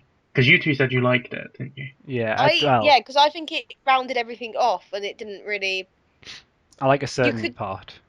yeah, it could have ended there. Like they did, like they've done a Metal Gear Solid 5 and gone in the timeline. We'll go whatever, and we'll talk about that in a bit. But that could have been the last Metal Gear Solid game if that makes sense. And I don't think it would have had those. I know Squiggy's just crying right now at me and No, judging no, me. because I didn't think there was going to be another Metal Gear Solid game. But it was a good enough ending that I was like, yeah, that's answered everything. Yeah, Thanks. I didn't. I I didn't like the marriage part of it. I mm, didn't think that was needed, to be honest. They're going to get married, just assume they're getting married. There's no need. I mean, it does show. It's basically like the end of a disaster movie where everyone's happy at the end of it and people are getting married. I don't think Metal Gear needs I that. I think the wedding thing would have been perfect if they stuck to the original ending where Snake kills himself. Like that's my main problem is knowing that like you go through the whole game thinking, oh, Snake's gonna kill himself at the end, and then it just feels so bait and switchy with like the Yeah, whole They should have gone through with their plan. They were just a bit too. yeah, but I think I they could have, yeah. But I kind of like that part because basically Snake's been brought up and all he's done is fight this and fight that, and now that he's finally at peace, he can live the rest of his life for how long he's got left. mm, If you get what I mean. And I think it's good for him as a character. And then obviously seeing Big Boss at the end, which was weird as. But then again, I yeah. liked that part because sort of, but it's in the same cemetery where the boss is. It it's like the boss thing doesn't make sense to me. Like that just feels like they threw that in there to like try and wrap it up without really thinking about it. By the way, Big Boss is still alive actually. Like, but Yeah, it what? was weird the way they explained it, but I think the way they actually executed it at the end, sort of saying that, basically explaining what the boss thought her actual meaning of sort of the periods and everything was, sort of creating the Outer Haven, and then what boss has actually realized it means.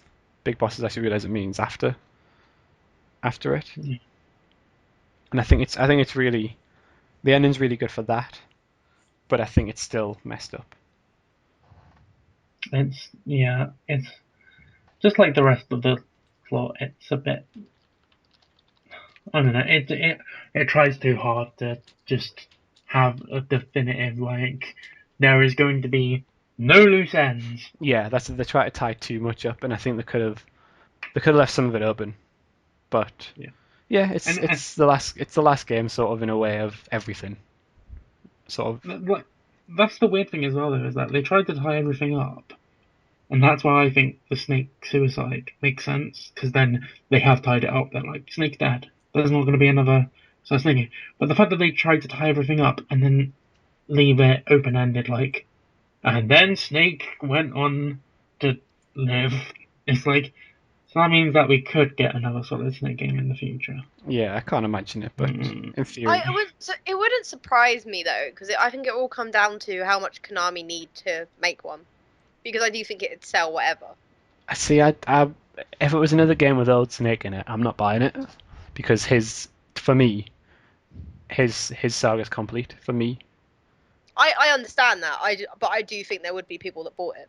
Yeah, people will. I won't Sorry. buy it unless the reviews You come stay out and strong. say it's actually amazing, but I won't buy it. You stay strong, Squeaky. But yeah, we'll move away from Metal Gear Solid 4, and we'll talk about Peace Walker and Ground Zeroes together because they sort of lead on from each other. Yeah, I think it's probably the 'cause- best way to take it, really. I mean, because Peace Walker was supposed to be Metal Gear Solid 5. Yeah, And Ground Zero is the opening part of Metal Gear Solid 5. So, yeah, sure. yeah. I think it's probably best if we do talk about this together. So I mean, Peace Walker was again back to Big Boss, 1974.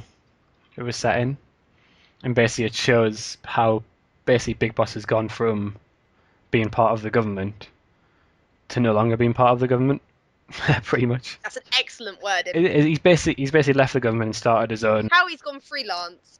Yeah, he's gone free. He's a freelance soldier, pretty much. So he created a group called Nice. the Militaire Sans Frontières. I'm surprised that name didn't catch on. I We're messed not that. Soldiers Without Borders. Yeah, Soldiers Without Borders. Yeah. And it starts with basically Snake getting a request to do something for someone, pretty much, is what you would expect. A lot of the missions in this the same, if you're going to explain it. Yeah, but it's one of them where someone comes to him and asks him for help, which is what MSF was set up for originally, by the sounds of it. But I don't think Snake wanted to do it at first because I don't think It was a little bit of convincing, wasn't it? Yeah.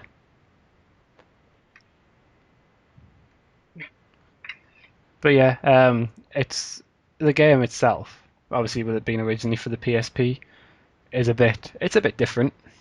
I love the art style of Peace Walker. I really like the art style as well. I literally love it. The comic book cutscene. Yeah. Yeah. I really like them. Amazing. Yeah. The one problem I had with them originally, and I played this with co-op Squiggy, I did not realise at first they are button presses. So if you're not looking at the screen properly, But they're quick time events. Yeah. that's it. Quick, I can think of the name. Yeah, me and Squiggy. If it wasn't me doing it, Squiggy did it. We were maybe the worst paying attention co-op buddies in the cutscenes. Squiggy's like, what are you doing, Squiggy? Rocket! Oh no. Yeah, that's pretty much how it happened. But yeah, it was different. Obviously, the shortened missions, and it was mission based more than anything. You went back to your mother base to do your thing. I love Peace Walker. I really like Peace Walker as well. A lot of people don't. The one thing I don't like about it is the boss battles. Oh god, yeah, the boss battles were awful. They're awful. They're the worst in the Metal Gear series, I think. Like I said, I just remember Peace Walker feeling very samey throughout, and a lot of evolved spamming stuff. Yeah, it was quite the same because the missions were shorter, so you probably did some missions in exactly the same place 3 or 4 times, if I remember. Oh, that's it. Also, battle. What do you call it when you starve an army out?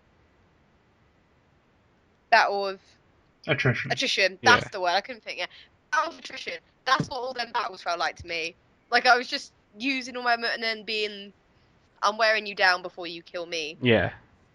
I do like involved me hiding for a bit while Squiggy, and also Squiggy using me as bait, which was great. Didn't use the boss battles aren't like it's very.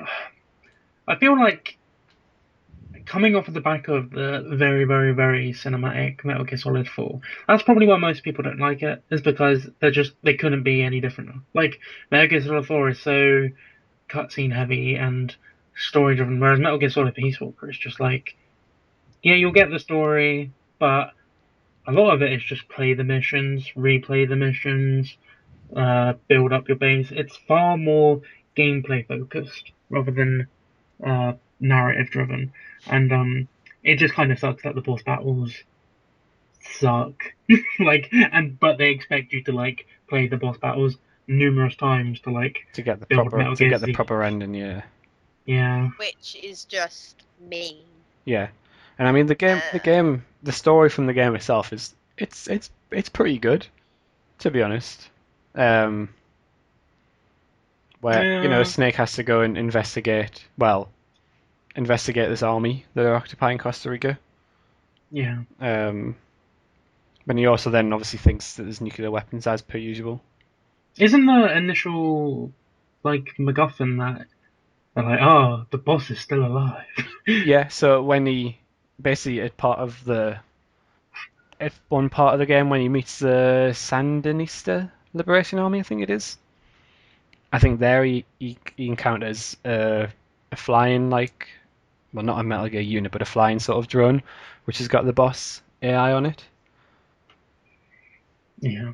And then later on, obviously, he goes further and he meets Doctor Strangelove, who designed, who designed Peace Walker's AI. And basically, that's when you find out that it's the boss's personality, because I think she's after Snake, basically to find out why because the boss's AI apparently doesn't work correctly, and there's only one person who'll know, and that's Big Boss. Oh So god, I'm just remembering the story now, and suddenly I realise how good it was. yeah, Like, Wow. I just like, ah! no, it's a proper mind, but I'm not gonna lie, I played Peace Walker long ago enough that I kind of forgot what it was about. But yeah, the whole point of Peace Walker is that it's a AI that can solve the problem of retaliation, yeah, nuclear yeah, retaliation, and they tried to build that around the boss's subconscious to be like, oh, she'd know when to retaliate because she's the boss. She was the best. yeah. And also, but I Uh, think Strangelove is a bit infatuated with the boss and wants to know if she defected to the Soviet Union or she died That was the and whole, stuff. wasn't it? Yeah, Yeah, there was a little bit stalky. yeah, yeah. It was a bit creepy, but Stalky Stalkerson. yeah. And then obviously Peace Walker, the activate Peace Walker, um, but assume that there's been a strike come from America, I believe.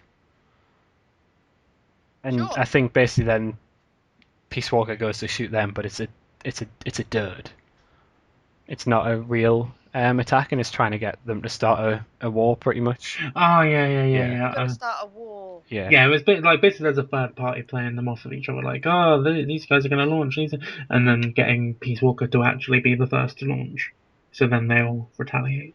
Yeah, yeah, and it's a yeah, it's follows Metal Gear Solid 3 in the concept of you could play Peace Walker honestly without playing the other games, and it would make sense. yeah. Yeah. You'd probably have to. Well, you might have to do a bit of reading on the boss, but I think there's a lot of I don't tapes know. during the game that explain it anyway. So Yeah, there's a lot of flashbacks and obsession, and really, if anything, you might like it better not knowing who the boss is because there's that mystique because they build her up so much with Strangelove builds them up. Do you know what I mean? yeah, So yeah, if you didn't know, you're painting your own image of, which then might lead you to then go play the other games and to have a whole appreciation for finding out who they exactly were. yeah. And then the game ends with the Major Zeros there. Paz, who was in earlier as Paz Ortega Andrade, who is also known as Pacifica Ocean. Pacifica Ocean. Yeah. Oh, good Basically, God. she's working for Zero, who is part of Cipher, which is basically the starting of The the page. Patriots, pretty much, and that's where it starts the Patriots from, and also starts Outer Haven, because I believe if you get to the proper ending, the boss pretty much says at the end that everyone's going to be living in Outer Haven. Yeah. Which then sets up for Ground Zeroes, which we'll jump straight into. Ground Zeroes is pretty short. Chico and Paz have been Which you captured. can watch gameplay of Squiggy Yes, you can rescuing watch me Chico rescue on our Chico. YouTube channel. He doesn't talk on it, but just imagine his voice from right now. You don't need it. You don't in need your to head. talk. The skills do it. So Chico was introduced in Peace Walker and was captured. Him and Paz are being held in Camp Omega, which Snake has to infiltrate. And and find them both and rescue them both, and that is pretty much the story of Ground Zeroes. Apart from Well, there's the whole nuclear inspection. yeah, but that's Nuclear it. Yeah, schmooklear. they do the nuclear inspection while Snake's doing this part. And then when You he get double crossed. yes, and then when he comes back, he finds that his place is under attack. His helicopter gets shot down, And he dies. And he dies, or does he? That I is pretty much the end of Ground Zeroes. But I mean, I still consider it a glorified demo. it's pretty much like the tanker chapter from Metal Gear Solid 2. Very Um, much.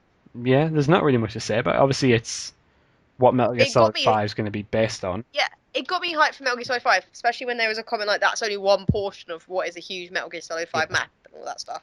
And when you're playing Ground Zeroes, and it's a decent size to explore, and it is putting in your head like, wow, this Metal Gear Solid 5 is, that's gonna be something. Yeah, I feel like when we talk about Peace Walker and Ground Zeroes, there's like when we've been talking about the other games, we've been talking very much about plot, but with Peace Walker and Ground Zeroes, the series takes a very different approach where it actually starts focusing on gameplay more than story. Yeah, So the biggest changes in Peace Walker and Ground Zeroes are the gameplay, which I actually prefer because obviously they're a lot more modern. They have different mechanics, more updated mechanics. So yeah, it's I like Ground Zeroes for the gameplay. It's a very good tease as to what to expect from Metal Gear Solid 5, and yeah, that's all there really is to say about yeah. the gameplay. I can't really add much else. It's you- Peace I know- Walker and Ground Zeroes change the formula. I don't think it's for the worst. No. I think it makes it more accessible to other people as well. Which Do you regret buying Ground Zeroes No. though? Because I touched on it earlier that it went to PS Plus. No. Is there any regret? Not at all. no, I enjoyed the No, I just wondered. 15 It's none minutes I for me. spent doing the main story. It's the oh god, I was going to say something. Never mind, carry on. But yeah, it's although it's sort of a glorified demo, it sets up everything, which is what you want, and also gets you used to the new control scheme for Metal Gear Solid 5. There's no using the triggers to pop up your weapons and rations and stuff on either side. You just got the D-pad for that. Obviously, it's first person, and you've got the bullet drop or whatever it's called, based on how far you fire from and how. Yeah, that stuff could be confusing. But Yeah, I think the like the most interesting part of Ground Zeroes is like the improved AI. Like I don't know about you two, but the first time you're like hiding behind cover and pop up, and you're like, that guy can't see me, and then he's like, hey, who's that over there? Yeah. And it's like, oh god, how did he see me? Yeah. Oh god. And I think if you do some of the side quests on Ground Zeroes as well, where they change the time, yeah, daytime. so when it's stuff. daytime they can see further, nighttime they can't really see as far. Their range of view is insane in the data. Yeah. Like, and it makes sense when you like. We didn't touch on it much, but one of my main complaints about Metal Gear Solid 1 and I guess 2 as well is just like enemies. As long as you're not like in their little cone of view on the radar, they just don't see you. Yeah, you could be stood like right outside the limit of their range, where you could obviously see me, but it's like nope, Yeah. don't see him. The guards are more like, huh? Is somebody there? No, who's this? Yeah. So I think I did feel blessed on sometimes though when that would happen though. I say like, oh, that's so bad, but other times I'm like, Yeah. And that's why, for a lot of reasons, I think Ground Zeroes is harder than the older games because like oh my god, the it's stealth harder. is actually. But I say okay, it's hard to Stealth-wise, play. it's harder stealth-wise. I think you could actually blitz through it with guns more. Yeah, that's the thing, is that it's harder stealth-wise, because in the other games, when you get caught, you're kind of screwed, because the shooting mechanics are so bad. One thing I actually really like about Ground Zeroes is you get caught, but it's not over. Now it's, F it. Helicopter in the middle of the base, get my machine gun out, let's go. And it's just like, yeah, it's actual stealth action gameplay. I think it's it also the others you might disagree with this. It's one of the first, I would say, the first Metal Gear that gives you a choice between whether you just want to be that guy that goes and blows shit up. No, yeah, it does. I don't think you're really punished for that. I think it literally allows you to do that. Yep. But I mean, which I don't. Yeah, I don't think you should though, because I know I did have the thing. I don't want to get detected. I'm going to do ground zero stealthily, and in the first 5 minutes I fell down that hill you start on. Did you get spotted by the? Yeah, the guy in the tower, Oh. and he was like, Oh. "Hello," and I was like, "Hello." Yeah. I was getting used to the controls at that point, and That's what it was for me. And I was like, I pressed. I don't know. I slipped with my, and I was like, oh no, oh. Didn't you fall off the cliff as well by trying to shimmy along it? I did do that as well. I did that by accident. I wasn't paying I attention. was experimenting with the game, which is how the game should be played. I got past that part in the bit where you go down the hill towards where Chico is in the camp. I rolled down that hill. The guard had turned around. He wasn't looking at us, and I rolled into him. And he was the only alert I got in that game. And I was gutted. Like talking about the gameplay, like that's the other key difference is that with Peace Walker and Ground Zeroes, they go very much into like suddenly it's all about rank and stuff. So, you know, you're not just aiming to finish the game. You're aiming to like finish it with an S rank. Yeah. So that adds lots of replayability to Ground Zeroes.